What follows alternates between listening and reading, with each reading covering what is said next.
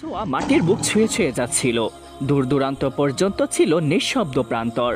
এমন স্নিগ্ধময় রোদেলা বিকেলে নবী করিম সাল্লাল্লাহু আলাইহি ওয়াসাল্লাম একটি মাঠের প্রান্ত দিয়ে হেঁটে যাচ্ছিলেন।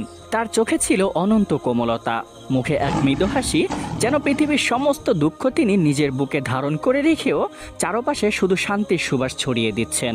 হয়তো তিনি কোনো দাওয়াতের উদ্দেশ্যে যাচ্ছিলেন, হয়তো কারো খোঁজ নিতে, কিংবা নিঃশব্দে আল্লাহর সৃষ্টির সৌন্দর্য উপভোগ করছিলেন। কিন্তু কেউই জানে না তিনি কোথায় যাচ্ছিলেন। তার পদচারণার শব্দ যেন বাতাসের সাথে মিলিয়ে যাচ্ছিল, এতটাই নরম ও বিনয়ী ছিল তার পথ চলা।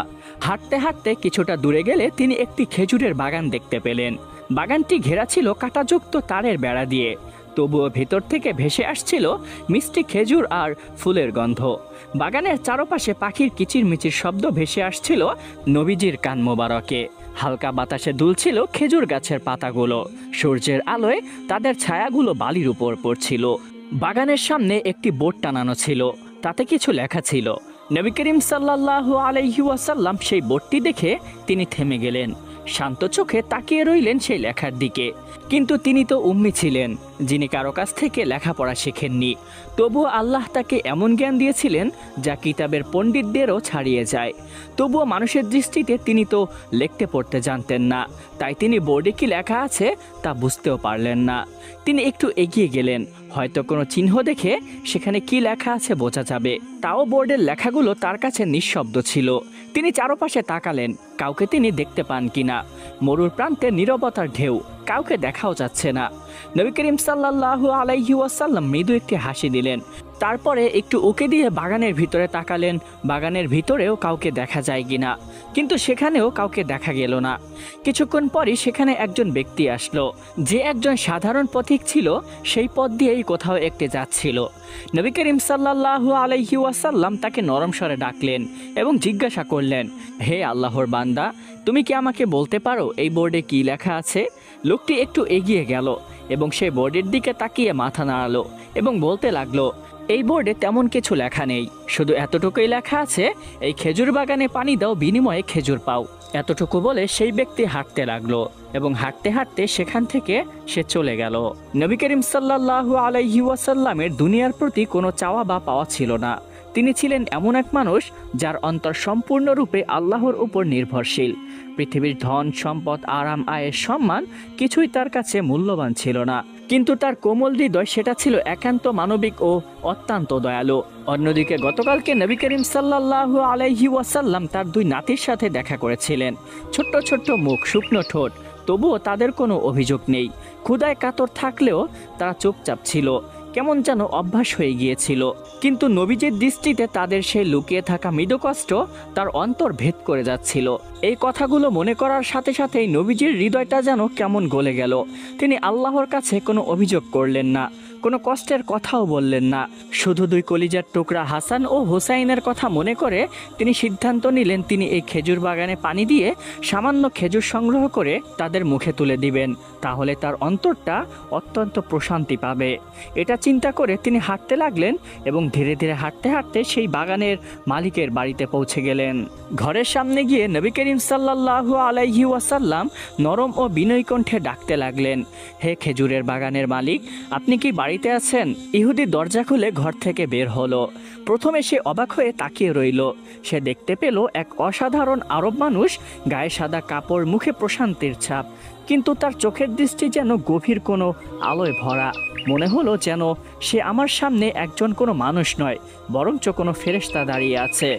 নবী করিম সাল্লাল্লাহু আলাইহি ওয়াসাল্লাম তখন তাকে বলতে লাগলেন, হে আল্লাহর বান্দা, আমি তোমার খেজুর বাগানে পানি দিতে চাই। আমি শুনেছি তুমি এই খেজুর বাগানে পানি দিলে তুমি তার বিনিময়ে সামান্য কিছু খেজুর প্রদান করবে। সেই ইহুদি লোকটি এক মুহূর্তের জন্য থেমে রইল। সে অবাক দৃষ্টিতে নবীজির দিকে তাকিয়ে রইল।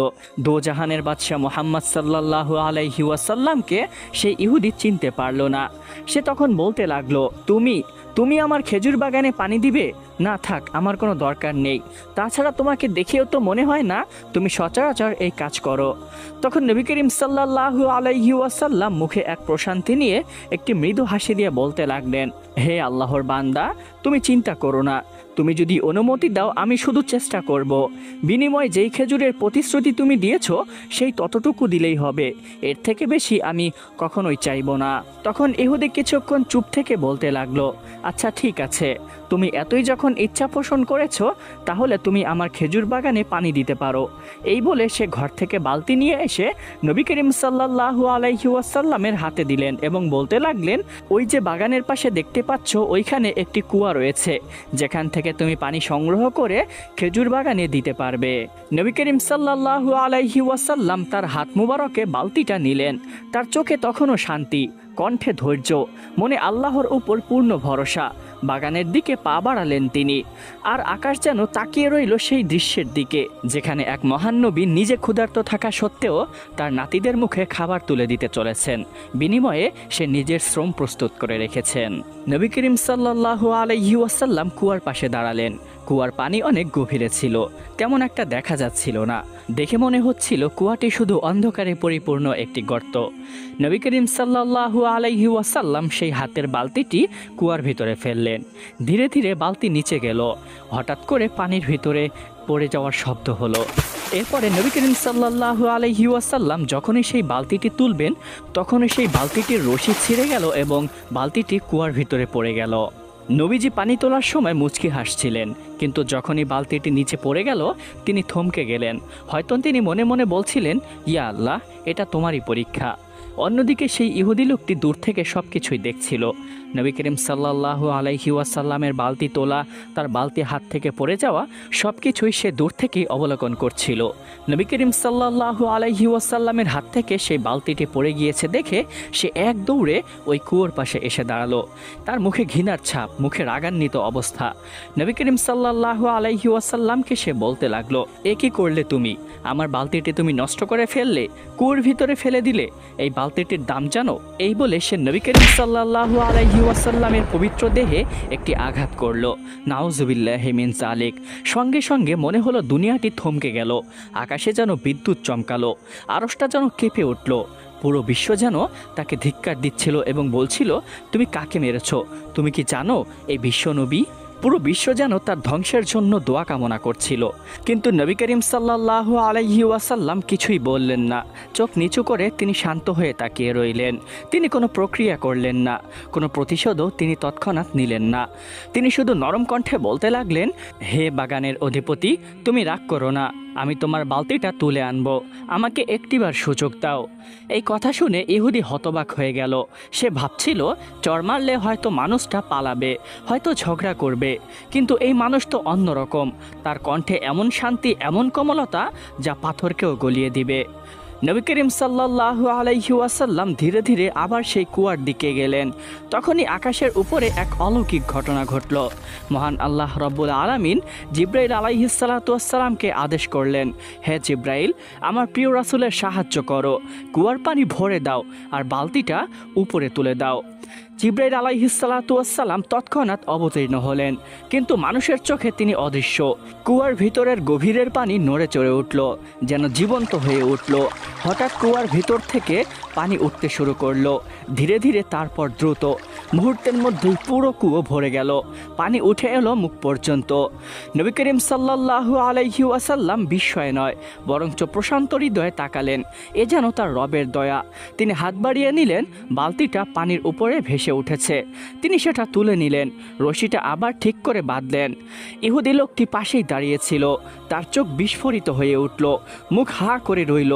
সে নিজের চোখে বিশ্বাস করতে পারছে না যে যেই কুয়ার পানি এত নিচে, যেখানে বালতি হারিয়ে গিয়েছিল, সেটি এখন পানিতে ভরে গিয়েছে আর বালতিটি নিজে থেকেই উঠে এসেছে। নবী করিম সাল্লাল্লাহু আলাইহি ওয়াসাল্লাম বালতিতে পানি নিয়ে ধীরে ধীরে সেই বাগানের দিকে এগিয়ে গেলেন। তারপরে তিনি প্রত্যেকটি গাছের গোড়ায় পানি ঢালতে লাগলেন। একটি, দুটি, তিনটি, এভাবে সব গাছের গোড়ায় পানি দিলেন। ইহুদি হতবাক হয়ে গেল। এত অল্প সময়ে সমস্ত গাছের গোড়ায় পানি পর্যাপ্ত পরিমাণে হয়ে গিয়েছে, এটি সে বিশ্বাস করতে পারল না। তার মুখে সূর্যের আলো পড়ছে আর তার তার মনে হচ্ছে পুরো বাগানটাই যেন নূরের আলোয় আলোকিত হয়ে উঠেছে। বাগানে পানি দেওয়া শেষ করে নবী করিম সাল্লাল্লাহু আলাইহি ওয়াসাল্লাম সেই ইহুদির কাছে এলেন এবং কোমল কণ্ঠে বলতে লাগলেন, হে বাগানের অধিপতি, এই নাও তোমার বালতি এবং আমার সেই প্রাপ্য খেজুরগুলো এবার দিয়ে দাও। তখন সেই ইহুদি হতবাক হয়ে বলতে লাগলো, এত অল্প সময় তুমি কিভাবে পানি দেওয়া শেষ করলে? তুমি অবশ্যই কোনো সাধারণ ব্যক্তি নও, তুমি এখানে অপেক্ষা করো, আমি তোমার জন্য ঘর থেকে খেজুর নিয়ে আসি। এই বলে সে তাড়াহুড়া করে ঘরের দিকে রওনা হলো। ইহুদি হাঁটতে লাগলো এবং ভাবতে লাগলো, একজন মানুষ যাকে আমি মাত্রই থাপ্পড় মারলাম, সে আমার বাগানে পানি এত অল্প সময় দিয়ে দিল এবং প্রাকৃতিকভাবে তাকে সাহায্য করা হলো। আমি তাকে থাপ্পড় মেরে কোনো ভুল করিনি তো? কিন্তু তারপরেও অহংকার আর দম্ভ তাকে নিশ্চুপ করে দিল, যার কারণে সে ক্ষমা প্রার্থনাও করল না। অবশেষে ঘর থেকে খেজুর নিয়ে নবী করিম সাল্লাল্লাহু আলাইহি ওয়াসাল্লামের হাতে দিলেন। নবীজি খেজুর নিয়ে তার নাতি নাতনিদের খাওয়ানোর জন্য রওনা হলেন তার কলিজার টুকরা মেয়ে ফাতেমা রাদিয়াল্লাহু তাআলা আনহা এর ঘরের দিকে। তার হাতে সামান্যই কয়েকটি খেজুর, কিন্তু অন্তরে ছিল অফুরান্ত খুশি। তার হাতে ছিল বরকতের ছোঁয়া, তার চেহারায় এক অনন্ত প্রশান্তি। নবী করিম সাল্লাল্লাহু আলাইহি ওয়াসাল্লামকে দেখে মনে হচ্ছিল দুনিয়াতে সবচাইতে বেশি প্রভুর প্রতি প্রশান্তি তার ভিতরে রয়েছে। তিনি ধীরে ধীরে হাঁটতে হাঁটতে তার কলিজার টুকরা মেয়ে ফাতেমা রাদিয়াল্লাহু তাআলা আনহা এর বাড়ির দরজায় গিয়ে পৌঁছালেন। তিনি নরম কণ্ঠে সালাম দিয়ে বলতে লাগলেন, হে ফাতেমা, দরজা খোলো। ফাতেমা রাদিয়াল্লাহু তাআলা আনহা ছুটে দরজার কাছে এসে সালামের উত্তর দিলেন। তারপরে নবী করিম সাল্লাল্লাহু আলাইহি ওয়াসাল্লামের মুখের দিকে তাকিয়ে বলতে লাগলেন, হে আমার প্রিয় আব্বাজান, আপনি এত দেরি করলেন কেন? নবী করিম সাল্লাল্লাহু আলাইহি ওয়াসাল্লামের মুখে এক অনন্ত হাসি। তিনি বলতে লাগলেন, মা, আজ তোমার এবং তোমার সন্তানদের জন্য আমি কিছু নিয়ে এসেছি। এটা বলা মাত্রই তিনি তার হাতের খেজুরগুলো সামনে ধরলেন। খেজুরের দানা যেন সূর্যের আলোয় ঝলমল করছে, কিন্তু সেই আলো ছিল আল্লাহর বরকতের আলো। ফাতেমা রাদিয়াল্লাহু তাআলা আনহা অবাক হয়ে তাকালেন, চোখে পানি এসে গেল। তিনি জানতেন তার পিতা দুনিয়ার সম্পদ চান না, তবুও তার সন্তানদের জন্য এত কষ্ট করেছেন। নিশ্চয়ই খেজুরগুলো কোথাও থেকে কষ্ট করে উপার্জন করে এনেছেন, না হলে হয়তো কারো খেজুর বাগানে পানি দিয়ে তিনি সেখান থেকে এই খেজুরগুলো বিনিময় হিসেবে এনেছেন। নবী করিম সাল্লাল্লাহু আলাইহি ওয়াসাল্লাম তখন তার চারপাশে তাকিয়ে বলতে লাগলেন, হে ফাতেমা, হাসান আর হোসাইন কোথায়? ওদের তো দেখতে পাচ্ছি না। তখন ফাতেমা রাদিয়াল্লাহু তাআলা আনহা একটু হাসলেন, কিন্তু সেই হাসির ভিতরে ছিল অফুরন্ত মায়া এবং কষ্ট। তিনি বলতে লাগলেন, হে আব্বাজান, ওরা তো একটু আগে খেলতে গিয়েছে, ওই পাথরের দিকে গিয়েছিল। এতক্ষণ ধরে অপেক্ষা করছি, ওরা এখনো আসেনি। তখন নবী করিম সাল্লাল্লাহু আলাইহি ওয়াসাল্লাম মৃদু মাথা নাড়ালেন। তার মনে হঠাৎ চিন্তার রেখা। তিনি জানেন ওরা ছোট, খেলতে গেলে সময়ের খেয়াল থাকে না। তাছাড়া তার প্রিয় নাতিরা প্রায়শই ক্ষুধার্ত থাকে। তাদের কোমল মুখটা চোখের সামনে ভাসতে লাগলো। তিনি হাতে থাকা খেজুরগুলো কাপড়ে জড়িয়ে নিলেন আর ধীরে ধীরে হাঁটতে শুরু করলেন সেই পাথরের মাঠের দিকে। তার পদক্ষেপ নরম, খুবই শান্ত। আকাশ তখন ধীরে ধীরে সোনালি হয়ে যাচ্ছে, বাতাসে মরুর গন্ধ, আর দূরে কোথাও গরু ছাগলের ঘণ্টার ধ্বনি ভেসে আসছে। কিছুটা পথ পেরোতেই তিনি দেখতে পেলেন কিছু রাখালের দল। তারা গরু, ছাগল এবং নিজেদের উট চড়াচ্ছে। বাচ্চা রাখালরা খালি পায়ে মাথায় কাপড় পেঁচিয়ে রোদে পোড়া মুখে হাসি নিয়ে দাঁড়িয়ে আছে। নবী করিম সাল্লাল্লাহু আলাইহি ওয়াসাল্লাম তাদের সামনে গিয়ে সালাম দিলেন। তার কণ্ঠের সুর শুনেই রাখালরা থেমে গেল। এমন সুর তারা জীবনেও শোনেনি, এমন কোমলতা, এমন অফুরন্ত শান্তি। তারা সবাই মাথা নিচু করে সালাম ফিরিয়ে দিল। নবী করিম সাল্লাল্লাহু আলাইহি ওয়াসাল্লাম নরম কণ্ঠে বলতে লাগলেন, তোমরা কি এই পথ দিয়ে দুইজন ছোট বাচ্চাকে যেতে দেখেছো? একজন একটু ফর্সা, মুখে হাসি লেগে থাকে, আর একজন একটু লাজুক ও চুপচাপ। এক রাখাল মাথা তুলে বলতে লাগলো, জি, আমরা দেখেছি। কিছুক্ষণ আগে দুইজন ছেলেকে এখান দিয়ে যেতে দেখেছি। ওদের চোখে জল ছিল, মনে হচ্ছিল মন খারাপ, কাঁদতে কাঁদতে যাচ্ছিল। নবী করিম সাল্লাল্লাহু আলাইহি ওয়াসাল্লাম একটু থেমে গেলেন। তার মুখের হাসি মিলিয়ে গেল, দৃষ্টিতে উদ্বেগের ছাপ এলো। তিনি নরম স্বরে জিজ্ঞাসা করতে লাগলেন, তোমরা জানো তারা কোথায় গিয়েছে? তখন এক রাখাল উত্তর দিল, আমার মনে হয় ওরা ওই পাথরের মাঠের দিকে গিয়েছে। প্রথমে একটু খেলছে, তারপরে চুপচাপ হয়ে গিয়েছে। হয়তো তারা সেখানে এখন নেই। তৎক্ষণাৎ আরেকজন রাখাল বিস্ময়ে বলতে লাগলো, জানেন ওরা এখান দিয়ে যাওয়ার পর থেকেই আমাদের গরু ছাগল উটগুলো কিছুই খাচ্ছে না, ঘাসের দিকে তাকাচ্ছে কিন্তু মুখে দিচ্ছে না, এমনটা আগে কখনো হয়নি। তখন নবী করিম সাল্লাল্লাহু আলাইহি ওয়াসাল্লাম একটু মৃদু হাসলেন, তার চোখে নেমে এলো এক কোমল আলো। তিনি বুঝতে পারলেন এরা নিশ্চয়ই আল্লাহর দুই প্রিয় শিশু হাসান ও হুসাইন। তাদের আত্মা কত পবিত্র, কত আল্লাহর কাছে তারা মাকবুল। তিনি ধীরে ধীরে বলতে লাগলেন, ওরা ক্ষুধার্ত, আমার প্রিয় নাতিরা বহু সময় না খেয়ে থাকে, তারা আল্লাহর অনেক প্রিয় বান্দা, তাই হয়তো পশুগুলো ওদের ক্ষুধা অনুভব করেছে, ওরা কান্না করেছে, তাই সৃষ্টি জগৎ ওদের কান্নায় সঙ্গ দিয়েছে। এই বলে সেই গবাদি পশুগুলোর দিকে নবী করিম সাল্লাল্লাহু আলাইহি ওয়াসাল্লাম দৃষ্টিপাত করে বলতে লাগলেন, হে গরু ছাগল উটসমূহ, তোমরা এখন খাবার খাও, ওরা এখন আর ক্ষুধার্ত থাকবে না। এই বলে তিনি চোখ তুলে দূরের দিকে তাকালেন, যেখানে বড় বড় পাথর সারি বেঁধে আছে, আকাশের নিচে হালকা ছায়া পড়েছে।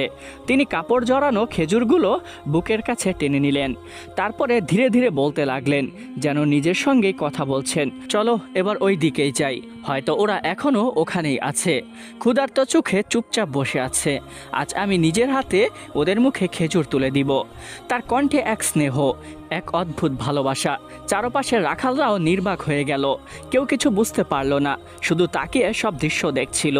যেখানে এতক্ষণ তাদের গবাদি পশুগুলো খাচ্ছিল না, হঠাৎ এই ব্যক্তির কথা শুনে তারা এখন তাদের খাবার খাচ্ছে।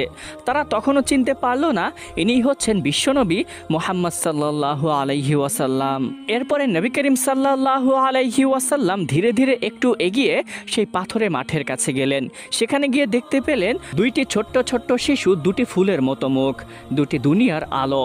হাসান ও হোসেন রাদিয়াল্লাহু তাআলা আনহুমা পাথরের ছায়ায় নিদ্রামগ্ন, তাদের ছোট ছোট হাত দুটি মুখের নিচে, আর মাথার নিচে শক্ত পাথরটি বালিশের মতো রাখা। তাদের মুখে প্রশান্তির ছায়া, অথচ শরীরে ধুলোমাখা ক্লান্তি স্পষ্ট। এই দৃশ্য দেখে নবী করিম সাল্লাল্লাহু আলাইহি ওয়াসাল্লাম এক মুহূর্তে থেমে গেলেন, তার হৃদয়ে যেন এক ঢেউ বয়ে গেল। এত কোমল বাচ্চারা রোদে খেলে ক্লান্ত হয়ে পাথরের উপর ঘুমিয়ে পড়েছে ক্ষুধার্ত অবস্থায়। নবী করিম সাল্লাল্লাহু আলাইহি ওয়াসাল্লাম তাদের কাছে গিয়ে ধীরে ধীরে হাঁটু গেড়ে বসলেন, হাত রাখলেন তাদের মাথায়। তার চক্ষুতে পানি এসে গেল, অসীম মমতা আর ভালোবাসার অশ্রু। তিনি মৃদু কণ্ঠে বলতে লাগলেন, হে আমার কলিজার টুকরো হাসান ও হোসাইন, এই দেখো আমি তোমাদের জন্য খেজুর এনেছি। হে আমার প্রিয় নাতিরা, চলো আমরা বাসায় গিয়ে একসাথে খাবো। নবী করিম সাল্লাল্লাহু আলাইহি ওয়াসাল্লামের স্নেহমাখা কণ্ঠ শুনে ছোট্ট দুইটি বাচ্চা ধীরে ধীরে চোখ মেলল। তাদের চোখে ছিল শিশু সুলভ লজ্জা আর আনন্দের ঝিলিক। হাসান ও হোসাইন রাদিয়াল্লাহু তাআলা আনহুমা উঠে বসলেন, নবী করিম সাল্লাল্লাহু আলাইহি ওয়াসাল্লামের দিকে তাকালেন, যেন তাদের সামনে সূর্যের আলো এসে দাঁড়িয়েছে। তারা খুশিতে হেসে বলতে লাগলো, হে দাদাজান, আপনি এসেছেন, আপনি সত্যি অনেক খেজুর এনেছেন তো? তখন নবী করিম সাল্লাল্লাহু আলাইহি ওয়াসাল্লাম মুচকি হেসে বলতে লাগলেন, হ্যাঁ বাচ্চারা, তোমাদের জন্যই এনেছি, চলো আমরা ঘরে যাই, তোমাদের আম্মু আমাদের জন্য অপেক্ষা করছেন। তিনজন একসাথে ধীরে ধীরে রওনা দিলেন। নবী করিম সাল্লাল্লাহু আলাইহি ওয়াসাল্লাম মাঝে এবং দুই পাশে হাসান ও হুসাইন রাদিয়াল্লাহু তাআলা আনহুমা। দুইজনের ছোট্ট ছোট্ট হাত নবীজির হাতে, বাতাসে এক মিষ্টি প্রশান্তি, যেন পুরো পৃথিবী তাদের ভালোবাসা অনুভব করছে। পথে হাঁটতে হাঁটতে নবী করিম সাল্লাল্লাহু আলাইহি ওয়াসাল্লাম তাদের মাথায় হাত বুলিয়ে দিচ্ছেন এবং বলছিলেন, হে হাসান ও হোসাইন, তোমরা আমার চোখের আলো। যখন তারা ফাতেমা রাদিয়াল্লাহু তাআলা আনহা এর ঘরে পৌঁছালো, তখন ফাতেমা রাদিয়াল্লাহু তাআলা আনহা দরজার সামনে দাঁড়িয়েছিলেন। নবী করিম সাল্লাল্লাহু আলাইহি ওয়াসাল্লামকে দেখে তার মুখ উজ্জ্বল হয়ে উঠল। তিনি হাসান ও হোসাইনকে জড়িয়ে ধরলেন। তখন নবী করিম সাল্লাল্লাহু আলাইহি ওয়াসাল্লাম বলতে লাগলেন, হে ফাতেমা, ঘরে চলো, আমরা সবাই আজ একসাথে খাবো। তখন ঘরে গিয়ে বলতে লাগলেন, হে ফাতেমা, এক কাজ করো, তুমি দুইটি হাসানকে দাও এবং দুইটি হোসাইনকে, এবং দুইটি নিজে নাও, আর দুইটি আমাকে দিয়ে বাকি দুইটি তোমার স্বামী আলীর জন্য রেখে দাও। ফাতেমা রাদিয়াল্লাহু তাআলা আনহা বিনয়ের সঙ্গে খেজুর ভাগ করে দিলেন। নবী করিম সাল্লাল্লাহু আলাইহি ওয়াসাল্লাম তাদের মুখের দিকে তাকিয়ে তৃপ্তির হাসি হাসলেন। তার চোখে তখন এক অদ্ভুত শান্তি, যে শান্তি শুধু ভালোবাসায় পাওয়া যায়। এক মুহূর্তের জন্য ঘরের বাতাস থেমে মনে হলো যেন ফেরেশতারাও নিঃশব্দে তাকিয়ে আছে এই মধুর দৃশ্যের দিকে। এক নবী, তার কন্যা আর তার দুই নাতি সবাই একসাথে ঘরে বসে খেজুর ভাগাভাগি করে খাচ্ছেন। যদিও খেজুর অল্প, তারপরেও ভালোবাসার করুণা আর নবীজির পারিবারিক স্নেহের এক চিরন্তন চিত্র হয়ে ইতিহাসের অমর হয়ে গেল।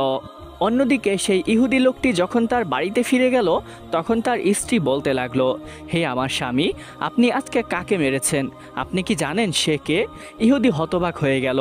তখন স্ত্রী বলতে লাগলেন, হে আমার স্বামী, উনি হচ্ছেন ইসলাম ধর্মের প্রণেতা, আল্লাহর প্রিয় নবী মুহাম্মদ সাল্লাল্লাহু আলাইহি ওয়াসাল্লাম। যদিও আপনি মুসলিম নন, কিন্তু তাও আপনার এমন ব্যবহার করা আদৌ উচিত হয়নি। ইহুদি হতবাক হয়ে গেল। তাছাড়া ইতিপূর্বে নবীজির ধৈর্য এবং তার অলৌকিক ঘটনাবলী দেখে সে এমনিতেও বিস্ময়াভূত হয়ে গিয়েছিল। স্ত্রীর কথা শুনে সে কী করবে বুঝে উঠতে পারছিল না। অবশেষে প্রায়শ্চিত্তমূলক সে নিজের হাত কেটে ফেলে এবং সেই কাটা হাত নিয়ে বিশ্বনবীর দরবারে হাজির হয়ে যায়। তখন নবী করিম সাল্লাল্লাহু আলাইহি ওয়াসাল্লামকে সে সব কিছু খুলে বলে, ইয়া রাসূলুল্লাহ, আমাকে মাফ করে দিন, আমি আপনাকে চিনতে পারিনি। বিশ্বনবী একটু মুচকি হাসলেন এবং বলতে লাগলেন, হে আল্লাহর বান্দা, এত চিন্তিত হইও না, আমি কষ্ট পাইনি। তুমি আল্লাহর হেদায়েতের পথে আসো, এতটুকুই আমার চাওয়া। এরপরে নবীজি তাকে কালিমা পড়ে মুসলমান বানিয়ে দিলেন এবং তার লালা মোবারক হাতে লাগিয়ে দিলে হাতটি আবার আগের মতো জোড়া লেগে যায়। মদিনার শান্ত রাস্তায় এক ভোরের বেলায় সূর্য উদিত হচ্ছিল। হযরত আলী রাদিয়াল্লাহু তাআলা আনহু সেখানেই হযরত ওমর রাদিয়াল্লাহু তাআলা আনহু এর সাথে দেখা করলেন এবং বলতে লাগলেন, হে ওমর, আমি গত 2 দিন যাবৎ নবী করিম সাল্লাল্লাহু আলাইহি ওয়াসাল্লামের কোনো খোঁজ পাচ্ছি না। তুমি কি তাকে কোথাও দেখেছো? তখন হযরত ওমর রাদিয়াল্লাহু তাআলা আনহু অবাক চোখে বলতে লাগলেন, হে আলী, তুমি ঠিকই ধরেছ। গত 2 দিন যাবৎ আমিও খোঁজাখুঁজি করছিলাম, কিন্তু কোথাও পেলাম না। আমি ভেবেছি তিনি হয়তো সফরে গিয়েছেন। এভাবেই নবীজির ব্যাপারে জিজ্ঞেস করার পরে তাদের উভয়ের হৃদয় মনমরা এবং উদ্বিগ্ন হয়ে উঠল। দুজনেই তখন নবী করিম সাল্লাল্লাহু আলাইহি ওয়াসাল্লামের বাড়ির উদ্দেশ্যে রওনা হলেন। তারা ভেবেছিলেন হয়তো নবীজি অসুস্থ হয়ে পড়েছেন, কিন্তু বাসায় গিয়েও দেখলেন নবীজি বাসায় নেই। কিছুতেই তারা বুঝতে পারছিলেন না তিনি কোথায় গিয়েছেন। এই উদ্বেগ তাদের মনে গভীর দুশ্চিন্তা সৃষ্টি করল। তাদের পরবর্তী পদক্ষেপ ছিল নবী করিম সাল্লাল্লাহু আলাইহি ওয়াসাল্লামের বিরোধীদের কাছে যাওয়া। হয়তো কেউ তাকে আটকে রেখেছে বা কেউ কোনো ক্ষতি করেছে। তাই হযরত আলী এবং ওমর রাদিয়াল্লাহু তাআলা আনহুমা দুজনে দৃঢ় হয়ে গেলেন এবং বিদ্বেষ পোষণকারী ব্যক্তিবর্গের কাছে গিয়ে হুমকির স্বরে জিজ্ঞাসা করতে লাগলেন, হে লোক সকল, আমাদের বিশ্বনবী কোথায়? আমরা আশঙ্কা করছি যে তোমরা নবীজির কোনো ক্ষতি করেছ। কিন্তু সেই লোকেরা নির্দয়ভাবে বলতে লাগলো, আমরা কিছু জানি না, নবীজি আমাদের কাছে আসেননি এবং আমরাও তাকে কোনো ক্ষতি করিনি। আমরা জানি না তিনি কোথায় গিয়েছেন এবং বর্তমানে কোথায় আছেন। এই উত্তরের পর তারা বুঝতে পারলেন সমস্যার সমাধান তারা খুঁজছে, কিন্তু তারা এখনও পাচ্ছেন না। তাই তারা মদিনার বাইরে যাত্রা শুরু করলেন খোঁজার জন্য। প্রতিটি রাস্তা, প্রতিটি গলি, প্রতিটি মাঠ এবং প্রতিটি ছায়াপথের সবকিছুই তারা খুঁজতে লাগলেন, কিন্তু কোথাও বিশ্বনবী মুহাম্মদ সাল্লাল্লাহু আলাইহি ওয়াসাল্লামের তারা কোনো খোঁজ পেলেন না। অবশেষে তারা হাঁটতে হাঁটতে এক পর্বতের কোণে একটি গুহার মুখোমুখিতে এলেন। গুহার ভিতর থেকে হঠাৎ কান্নার আওয়াজ আসতে লাগলো। তাদের মন কাঁপিয়ে দিল। এটি এমন এক কান্না যা শুধুই নিঃশব্দ নয়, এটি অনন্য গভীর দুঃখ এবং আবেগের শব্দ। তখন হযরত ওমর এবং আলী রাদিয়াল্লাহু তাআলা আনহুমা সেই গুহার ভিতরে ধীরে ধীরে প্রবেশ করলেন এবং ভিতরে প্রবেশ করে যা দেখতে পেলেন তা দেখার জন্য তারা প্রস্তুত ছিলেন না। এক মুহূর্তের জন্য তারা থেমে গেলেন। তারা দেখতে পেলেন বিশ্বনবী মুহাম্মদ সাল্লাল্লাহু আলাইহি ওয়াসাল্লাম সেই গুহার ভিতরে বসে সেজদায় পড়ে কান্না করছেন। তার চোখে অজস্র অশ্রু, বুকে কষ্ট। কান্নার আওয়াজে মনে হচ্ছে সমস্ত গুহা এবং পার্শ্ববর্তী পর্বতগুলো ভারী হয়ে উঠেছে। চিৎকার করছেন এবং দোয়া করছেন, হে আল্লাহ, আমার উম্মতকে ক্ষমা করে দাও, আমার উম্মতকে হিদায়াত দাও, তাদেরকে তুমি ভুল থেকে রক্ষা করো। হযরত আলী এবং ওমর রাদিয়াল্লাহু তাআলা আনহুমা নবীজির দিকে এগিয়ে গেলেন। তারা দুজনেই নবীজিকে ডাকতে লাগলেন, ইয়া রাসূলুল্লাহ, হে আল্লাহর নবী, উঠে আসুন, আমরা এখানে আছি। আল্লাহ আপনার উম্মতকে ক্ষমা করে দিবেন। আমরা আমাদের দুজনের জীবনকে আপনার উম্মতের জন্য উৎসর্গ করে দিব। ইয়া রাসূলুল্লাহ, আপনি দয়া করে উঠে আসুন। কিন্তু বিশ্বনবীর চোখের অশ্রু ভেজা মুখ তাদের কথায় আর উঠল না। তিনি সেজদা থেকে উঠলেন না। দুই সাহসী সাহাবী ভাবতে লাগলেন, হয়তো বিশ্বনবীর প্রিয়জন বা আপনজনরা ডাকলে তিনি উঠে আসবেন। তাই তারা নবীজির মেয়ে ফাতেমা রাদিয়াল্লাহু তাআলা আনহা এবং তার কলিজার টুকরা নাতি দুইজন হাসান ও হুসাইন রাদিয়াল্লাহু তাআলা আনহুমাকে ডেকে আনলেন। তারা সবাই গুহায় এসে দাঁড়ালো, নবীজিকে ডাকতে লাগলো, কিন্তু তবুও নবীজি সেজদা থেকে উঠলেন না। তিনি কান্না করছিলেন, অজস্র অশ্রু ফেলছিলেন।